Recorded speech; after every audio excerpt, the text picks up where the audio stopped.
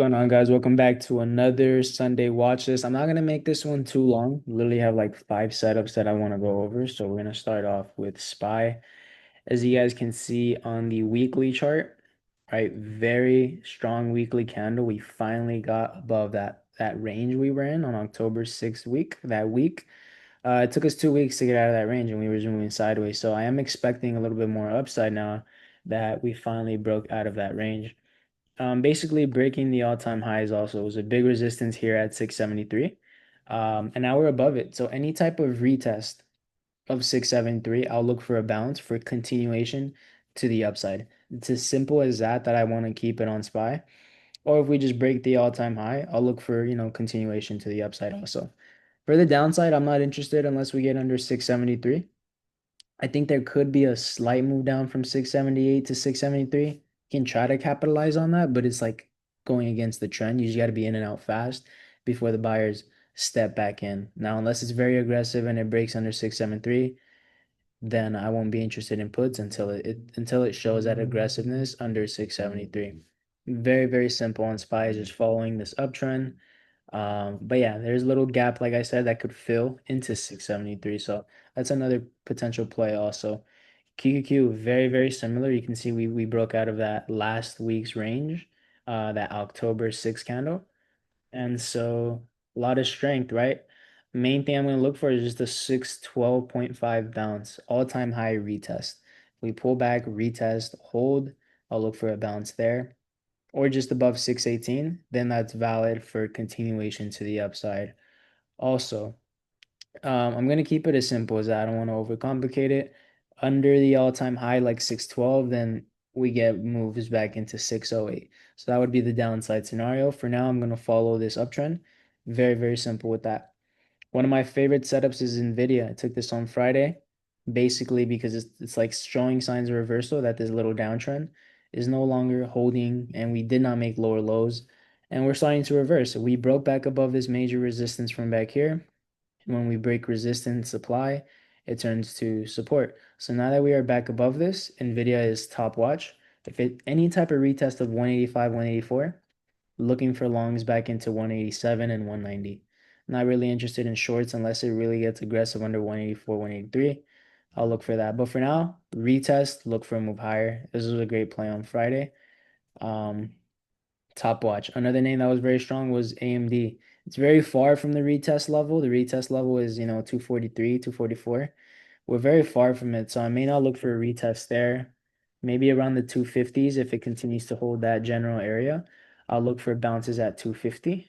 But this name, is a lot stronger, so I'm gonna be a little careful. Trying to.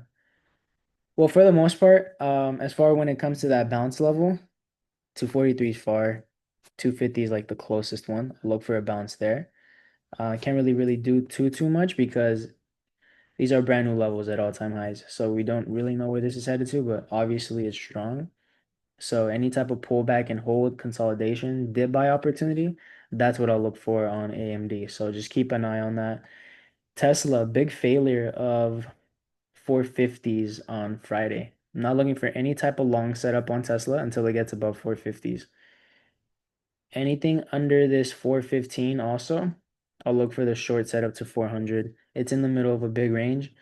It looked like it was going to start showing strength on Thursday. We'll see if it gets bought back up and above 450s. We'll look for new highs, back into the 470s pretty much. So until then, in the middle of this range, I'm not touching it. Don't want anything to do with it. It's either going to be below 415 or above 450s, 452s really.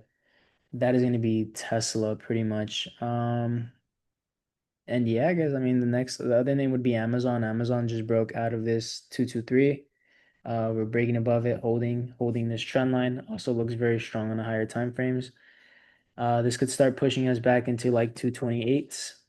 So look for dip buy opportunities on this, but I like the other setups a lot better. But Amazon is definitely starting to uptrend here. Keep an eye on this setup. Looks good also, but the other ones are definitely top watch. I mean, this watches is only a few minutes, like 5 minutes so far, I believe. Now, when it comes to economic data this week, this is what we need to be paying attention to. So, economic data, that was like super bright. Okay, economic data. this week. Monday. Okay, we gotta filter this.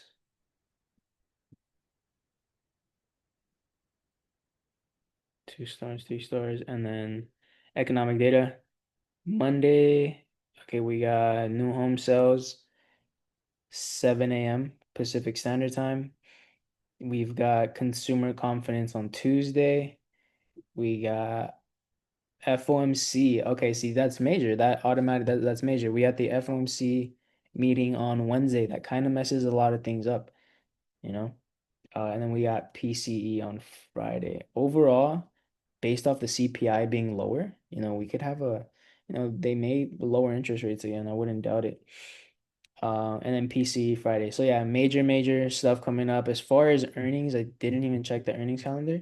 But I do have to check that. It's as far as like some of the big individual names, I don't think those are reporting just yet. Let me check. Apple is until like I think okay, so Apple is October 30th. Meta is October 29th. So yeah, actually, it's gonna be a major week, big earnings week. So that's why it's so important to actually check this stuff. October 30th. Google is October 29th. So around October 29th and October 30th, big companies report. And I really like NVIDIA because it doesn't report till like November. November, like late November. So that's why NVIDIA is like my favorite setup. So regardless of what's going on, I think NVIDIA is going to be the name that I focus on. But thank you guys for watching. Trade safe this week, and I hope you guys have an amazing week. Thank you guys for watching.